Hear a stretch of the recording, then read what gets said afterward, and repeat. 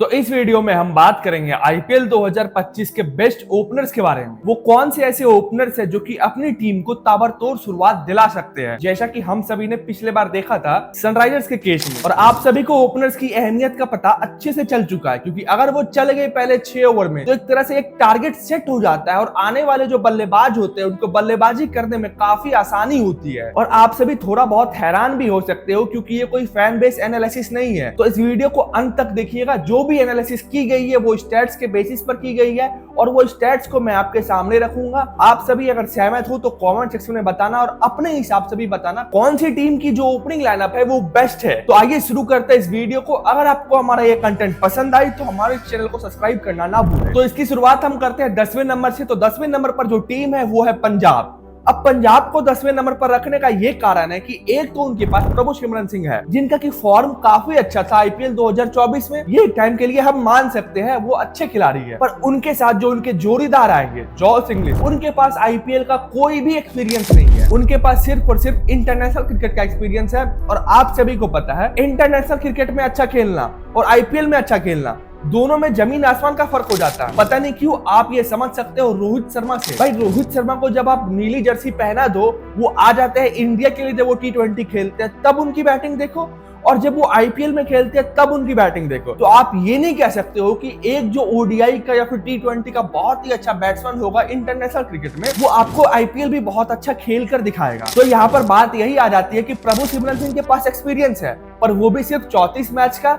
लेकिन उनका पिछला आईपीएल अच्छा घटा था। उनके पिछले आईपीएल में 14 मैचेस में 334 रन थे और उनका एवरेज जो है वो 23 का था और उनका स्ट्राइक रेट 156 का। तो भाई ये ओवरऑल ठीक ही है। और उनके जोड़ीदार जॉस इंग्लिश, कोई आईपीएल एक्सपीरियंस नहीं, उनके पास सिर्फ T20 इंटरनेशनल का एक्सपीरियंस है, जहां पर उनके 700 प्लस रन है, उनके 156 से ज्यादा का स्ट्राइक रेट है, 30 प्लस की उनकी एवरेज है। ओवरऑल सब कुछ अच्छा है, पर आईपीएल का कोई एक्सपीरियंस नहीं। ये उनका इंटरनेशनल क्रिकेट का स्टैट्स था। तो यही रीजन है कि पंजाब को रखा गया 10वें नंबर पर। अब 9वें नंबर पर जो टीम है वो है एलएसजी। अब एलएसजी के लिए ओपन करने आएंगे मार्करम और मिचेल मार्श। तो भाई इन दोनों को भी आप कोई बहुत ही ताबड़तोड़ शुरुआत वाले ओपनर नहीं कह सकते हो, क्योंकि इनका स्ट्राइक रेट भी एवरेज है, इनका एवरेज भी एवरेज है, इनका हर एक चीज एवरेज है। तो ये कोई सुपर पावर के साथ नहीं आते। ऐसा नहीं कि ये आएंगे और इनका हिटिंग इंटेंट इतना रहेगा, ये काफी तगड़ा काफी तेज शुरुआत दिलाएंगे शुरुआत से। माना इनकी टीम अच्छी हो सकती है, पर इनके ओपनर 90 नंबर के लायक ही है। अब मार्करम के एक बार स्टैट्स को देखते हैं आईपीएल 2024 का। 11 मैचेस, 220 रन, 24 का इनका एवरेज था और इनका स्ट्राइक रेट जो है वो 124 का। तो भाई आप सोच सकते हो कि एक बैट्समैन है जिनका स्ट्राइक रेट 124 का है और आप उनसे ये उम्मीद करोगे कि भाई ये आएगा, ये काफी तेज और ताबड़तोड़ शुरुआत दिलाएगा। तो भाई ये विश्वास करने के लायक ही नहीं है। आप इनके पीछे के भी स्टैट्स को देख सकते हो। इनका 2023 में 125 का स्ट्राइक रेट था, इनका 2022 में 139 का स्ट्राइक रेट था। यहाँ ये थोड़ा सा अपना स्ट्राइक रेट सुधारते हैं।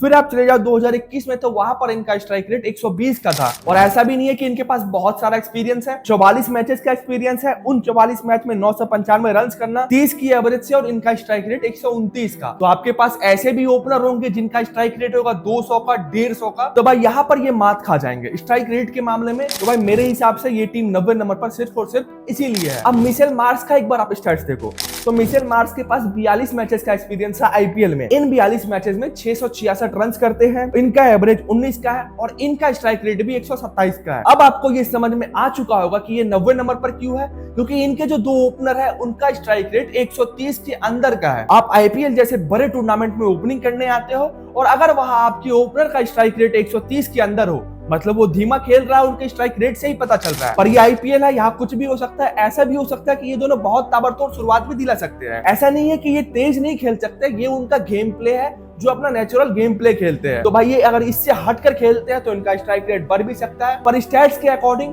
तो ये रहने वाले हैं नंबर 9 पर ही, क्योंकि अभी बहुत सारे ऐसे खिलाड़ी हैं जिनका स्ट्राइक रेट 150, 200 ऐसे का है। तो अब 8वें नंबर पर जो टीम है उनका नाम सुनकर एक वक्त के लिए आप भी हैरान हो सकते हो कि आखिर केकेआर की टीम 8वें नंबर पर कैसे हो सकती है। पिछले साल इनका इतना शानदार प्रदर्शन रहा था, इतनी ताबड़तोड़ ये शुरुआत करते थे, तो फिर ये 8वें नंबर पर कैसे? तो भाई कारण ये है कि सुनील नारायण पिछले साल आप देख लो इनका स्टैट्स, तो 14 मैचेस में 488 रन, भाई बहुत ही तगड़ा इनका स्टैट है। 14 मैच 488 रन, 34 का एवरेज और इनका स्ट्राइक रेट 180 का। तो भाई यहाँ तक तो सब कुछ सही है, पर पिछले साल इनके साथ ओपन करने आते थे फिल साल्ट और उनका भी स्ट्राइक रेट काफी तगड़ा था। दोनों तेज और ताबड़तोड़ शुरुआत भी करते थे, पर दिक्कत इस बार यहाँ आ गई कि इनके पास अकेले सुनील नारायण ही बच गए हैं। अब इनके पास फिल साल्ट का कोई भी ऑप्शन नहीं है, वो आरसीबी में जा चुके हैं। तो भाई इस बार ये कोलैप्स भी कर सकते हैं इनका ओपनिंग पेयर, क्योंकि काफी बार ऐसा होता है कि नारायण चोक करते हैं, मतलब नारायण चले तो चांद तक, नहीं चले तो शाम तक। तो भाई अगर नारायण जल्दी कोलैप्स कर जाते हैं, उनके तरफ से अगर कोई बड़ी इनिंग नहीं आती है, तो भाई केकेआर का ओपनिंग ऑर्डर तो ऐसे ही खत्म हो जाएगा। अब डिकॉक के ओवरऑल स्टैट्स पे अगर एक नजर डालो तो टोटल इनके पास 107 मैचेस का एक्सपीरियंस है, 3157 इन्होंने रन्स किए हैं, इनका स्ट्राइक रेट 134 का है और एवरेज 31 का है। सब कुछ काफी बढ़िया है। अब आप इनके 2024 में जाओ तो 2024 में 11 मैचेस में 250 रन करते हैं, 134 की स्ट्राइक रेट के साथ और इनका एवरेज 22 का रहता है। अब 2023 में आओ तो 4 मैचेस में 143 रन करना और 140 का स्ट्राइक रेट, मतलब यहाँ पर इन्होंने कम मैचेस खेले हैं। अब 22 में जाओ तो 148 का स्ट्राइक रेट था इनका, आप 21 में जाओ तो 116 का स्ट्राइक रेट, काफी घट चुका है। तो भाई आप इनके स्टैट्स को देख सकते हो, ऐसा नहीं है कि इनका स्टैट्स जो है वो काफी खराब है। ये अच्छी बल्लेबाजी नहीं कर सकते हैं, ये सब कर सकते हैं, ये ताबड़तोड़ शुरुआत भी कर सकते हैं, पर अब अगर आप स्टैट्स के अकॉर्डिंग चलोगे तो इनसे भी बेटर स्टैट्स वाले बैट्समैन अभी आने बाकी है। तो भाई कैसे इनको आगे रखा जा सकता है, तो इसीलिए इनको रखा गया 8वें नंबर पर। और हम इस वीडियो में जो भी चीज पर बात करेंगे, डिस्कस करेंगे, जो भी अपना पॉइंट ऑफ व्यू रखेंगे, वो टोटली होगा स्टैट्स पे बेसिस, स्टैट्स के बेसिस पे ही होगा। अब 7वें नंबर पर है मुंबई इंडियंस। अब यहाँ मुंबई इंडियंस के फैंस का कहना होगा कि भाई आखिर मुंबई इंडियंस 7वें नंबर पर कैसे हो सकती है? तो भाई उनका टीम काफी अच्छा है, पर यहाँ पर बात हो रही है ओपनिंग पेयर की, और आप सभी को पता है ओपनिंग पेयर मुंबई इंडियंस का इस बार पूरा का पूरा नया रहने वाला है और वहां पर कोई भी एक्सपीरियंस नहीं रहेगा, सिर्फ रोहित शर्मा के पास एक्सपीरियंस है। और आप सभी ये बात भी काफी अच्छे से जानते हो कि रोहित शर्मा नीली जर्सी में कुछ अलग खेल दिखाते हैं, और जब वो आते हैं मुंबई इंडियंस की जर्सी में आईपीएल में जब वो खेलते हैं तो उनका कुछ इतना भी अच्छा प्रदर्शन नहीं रहता है उनके नाम के हिसाब से। और उनके साथ जो ओपन करने आएंगे वो है विल जैक, और विल जैक के पास भी सिर्फ और सिर्फ 8 मैचेस का ही एक्सपीरियंस है, और रोहित शर्मा के पास नो डाउट एक्सपीरियंस बहुत है। पर आप ऐसा नहीं है कि उन पर रिलाई कर सकते हो कि रोहित शर्मा आएंगे और हर एक मैच में आपको रन्स करके देंगे, क्योंकि ये भारतीय टीम का मैच नहीं है, T20 इंटरनेशनल नहीं है। हो सकता है कि वो अब संन्यास ले चुके हैं, वर्कलोड घट चुका है, इस बार यहाँ पर आएंगे ताबड़तोड़ बैटिंग करेंगे, पर ये हो सकता है, ऐसा हुआ नहीं है। तो अभी तक जो हुआ है हम बात कर रहे हैं उसकी। अब इस चीज को समझने के लिए अगर एक स्टैट्स को देखो तो भाई पिछले 4 साल में रोहित शर्मा का एक भी 500 प्लस का सीजन नहीं है, ना ही वहां पर रोहित शर्मा का कोई भी 450 प्लस का सीजन है। पिछले साल भी 2024 में वो 14 मैचेस में करते हैं 417 रन, वहां पर उनका स्ट्राइक रेट 150 का था और उनका एवरेज 32 का। और अगर आप रोहित शर्मा के पिछले 5 साल के स्टैट्स पर नजर डालो तो 2024 का स्टैट्स जो है भाई वो उनका पिछले 5 साल के स्टैट्स पर भारी पड़ गया। यहाँ पर उनका एवरेज भी ज्यादा था, यहाँ पर उनका स्ट्राइक रेट भी ज्यादा था। और अगर आपके मन में कोई भी संदेह है तो आप ये भी देख सकते हो कि रोहित शर्मा का पूरे आईपीएल के इतिहास में सिर्फ और सिर्फ एक ही 500 प्लस का सीजन है, मतलब वो भी आया था साल 2013 में। तो आप देखिए भाई एक ओपनर है, अगर उनके पास अभी तक कोई भी 500 प्लस का सीजन ना हो, सिर्फ एक ही सीजन हो, और वो पिछले 5 साल से 400 प्लस रन पार नहीं कर पाया हो, कोई भी 500 का सीजन नहीं हो, आप उन पर भी रिलाई नहीं कर सकते। ऐसा नहीं कह सकते कि रोहित शर्मा के बल्ले से इसी बार 500 प्लस रन आ जाएगा, फिर 600 प्लस रन आ जाएगा। वो आने का होता तो वो आ चुका होता, पर वो अभी तक आया नहीं है। और ऐसा नहीं कि वो आ नहीं सकता, वो आ भी सकता है, पर अभी तक अगर हम स्टैट्स को देखेंगे तो उस हिसाब से ये टीम 7वें नंबर पर ही रहेगी। अब ऐसा भी हो सकता है कि ये ताबड़तोड़ बैटिंग करके इस स्टैट्स को पूरी तरह से फेल कर सकते हैं, सारी एनालिसिस को मिट्टी में मिला सकते हैं, क्योंकि वो रोहित शर्मा है, वो कुछ भी कर सकते हैं। अब 6ठे नंबर पर है Chennai super kings. No doubt Chennai की ओपनिंग पेयर काफी अच्छी है, ऋतुराज गायकवाड और डेवन कॉनवे आएंगे। पर यहाँ पर समस्या ये है कि कॉनवे जो है वो पिछला आईपीएल खेले नहीं है और उनका 2023 का आईपीएल अच्छा घटा था। 2023 में कॉनवे के 16 मैचेस में 672 रन थे, उनका एवरेज 51 का था और उनका स्ट्राइक रेट 139 का। भाई काफी तगड़ा था, पर ये 2023 का स्टैट्स है, तो उन्होंने 2024 का आईपीएल तो मिस कर दिया। और ओवरऑल अगर आप देखो तो कॉनवे के पास लगभग 23 मैचेस का एक्सपीरियंस है, इन 23 मैचेस में उनका 141 का स्ट्राइक रेट है। और इनके जोड़ीदार जो है वो ऋतुराज गायकवाड, वो तो भाई क्या ही बल्लेबाज है, उनकी क्या ही तारीफ करना। मतलब आप ऋतुराज गायकवाड को देख सकते हो, पिछले 5 सालों का अगर आप उनका स्टैट्स देखो तो दो 500 प्लस का उनका सीजन है और एक 600 प्लस का सीजन है। तो ऋतुराज गायकवाड़ स्टैट्स के मामले में काफी आगे है, पर कौन भाई उनका साथ कहां तक दे पाते हैं ये तो 25 में ही पता चलेगा। तो ये ओपनिंग पेयर कितनी घातक होने वाली है ये पूरी की पूरी तरह से डिपेंड करेगी कॉनवे के ऊपर, क्योंकि वो 24 का आईपीएल खेलते नहीं है। 23 में उनका प्रदर्शन काफी अच्छा था, उनके पास ज्यादा आईपीएल मैचेस का एक्सपीरियंस है नहीं, ऐसा नहीं है कि वो फिर से वापसी करते वक्त लड़खड़ा जाए। तो भाई ऋतुराज गायकवाड़ नो डाउट काफी शानदार खिलाड़ी है। आप देखो 5 में से 3 सीजन उनका 500 प्लस का है। आप भाई कमाल के बल्लेबाज है, उनके ऊपर कोई भी सवाल या निशान नहीं है, वो काफी शानदार बल्लेबाजी करेंगे।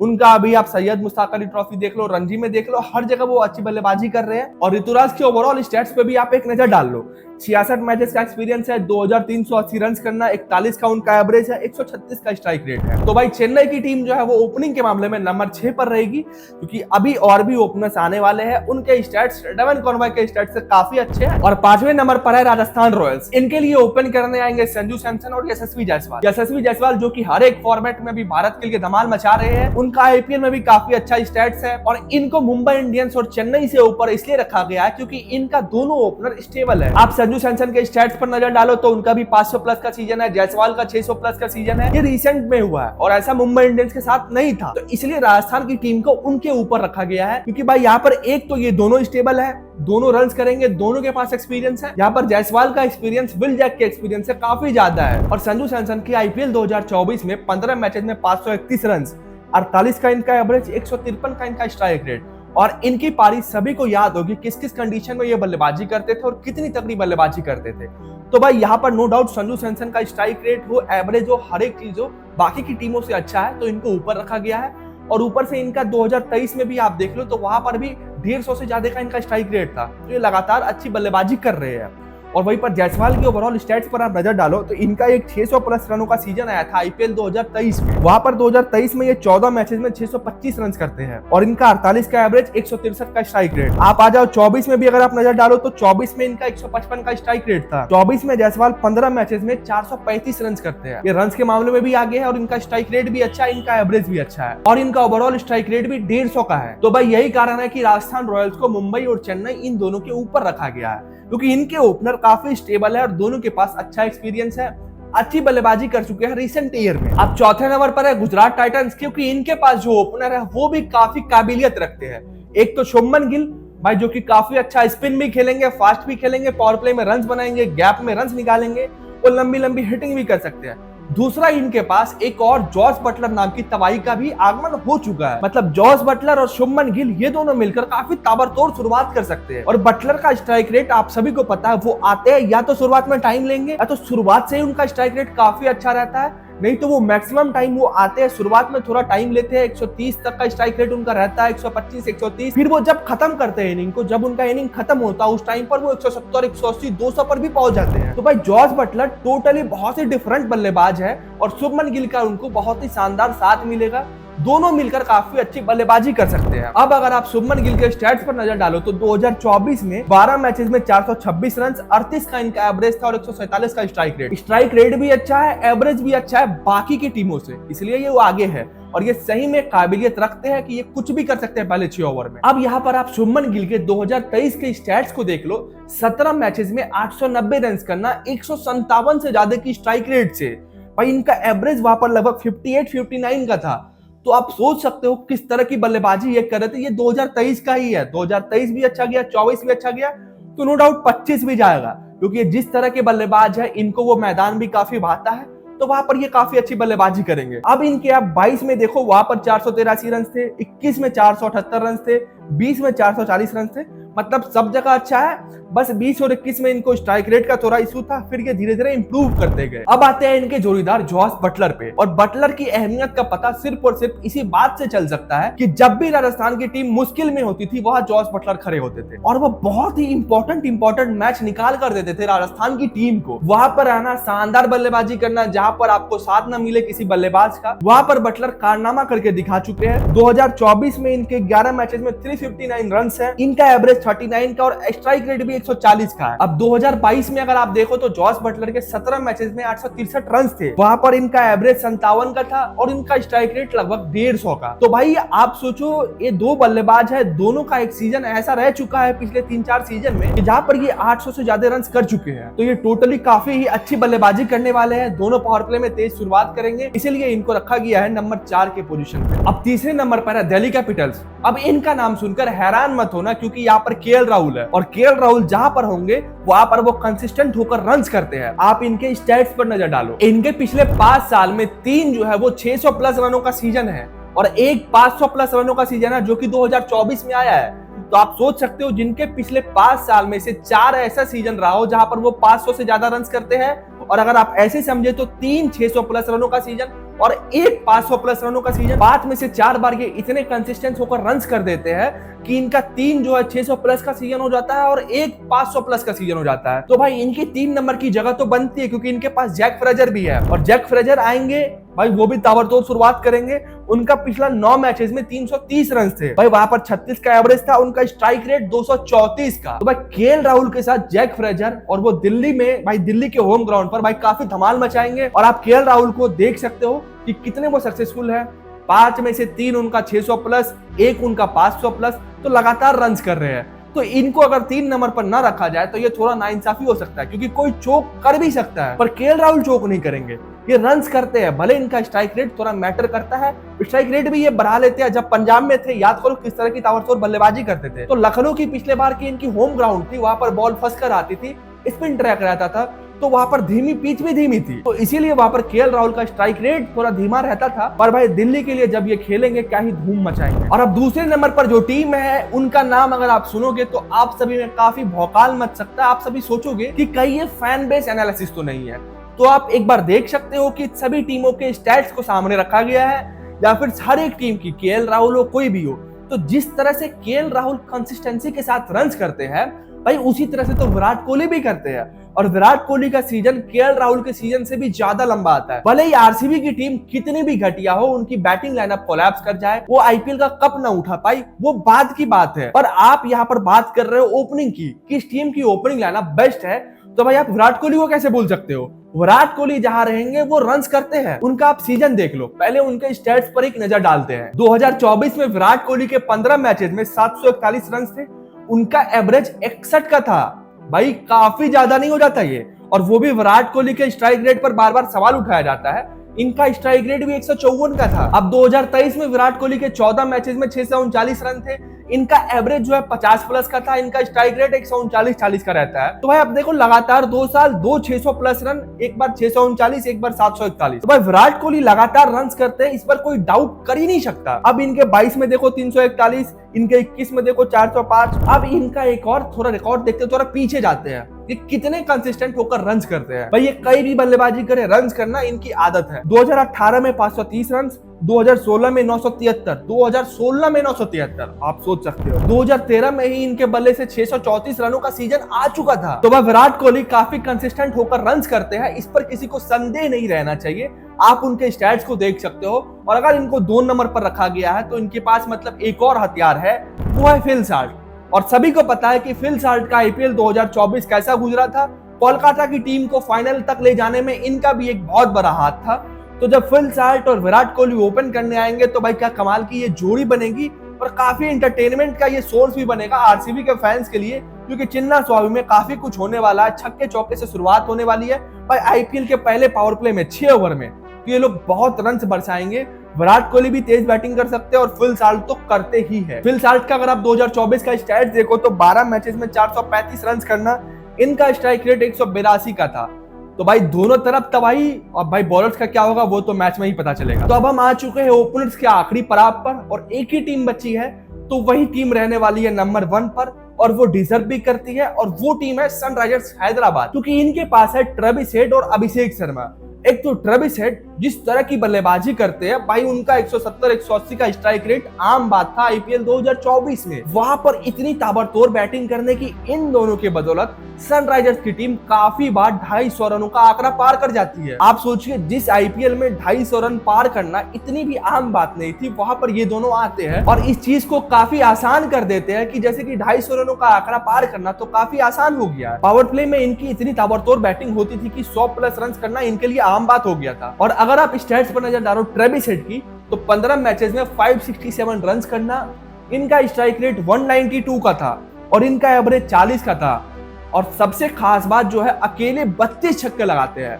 तो भाई आप देख सकते हो 32 छक्का लगाता भाई कोई अकेला बल्लेबाज, तो काफी ताबड़तोड़ बैटिंग हो रही थी इनके तरफ से। और इनका साथ दे रहे थे अभिषेक शर्मा, वो भी उसी तरह की बल्लेबाजी कर रहे थे। उनका स्ट्राइक रेट तो 200 से ज्यादा का था। 16 मैचेस में 484 रन और 204 का उनका स्ट्राइक रेट। उनके बल्ले से निकले थे कुल 42 छक्के। अब 42 प्लस 32 कर दो, 74 हो जाएंगे। अब 74 सिक्सेस इन दोनों ने मिलकर लगाए थे। तो आप सोच सकते हो बॉलर्स का क्या हाल रहा होगा, किस प्रकार की शुरुआत ये दिलाते थे अपनी टीम को। तो ये नंबर 1 के पोजीशन को तो भाई डिजर्व करते हैं। इनके अलावा कोई नहीं हो सकता नंबर 1 की पोजीशन पे। बाकी आपके सामने जो भी बात की गई है स्टैट्स के अकॉर्डिंग की गई है।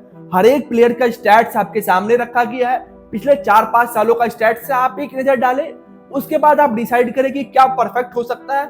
और अगर आपको लगता है कि इसमें कुछ चेंजेस करने चाहिए तो वो आप कमेंट सेक्शन में बताएं। और अगली वीडियो किस चीज पर आनी चाहिए ये भी कमेंट सेक्शन में बताएं। और आपको अगर हमारा ये कंटेंट पसंद आया हो तो हमारे इस चैनल को सब्सक्राइब करना ना भूलें।